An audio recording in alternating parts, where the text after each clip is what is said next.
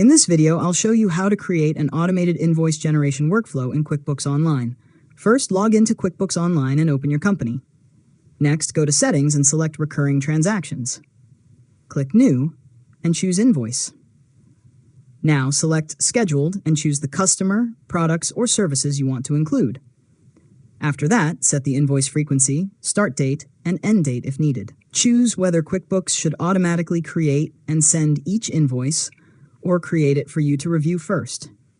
Next, check the payment terms, invoice details, and email settings. You can also review the invoice template and make sure the information is correct before activating the workflow. Once everything looks correct, click Save Template. QuickBooks will now create invoices automatically based on the schedule you selected.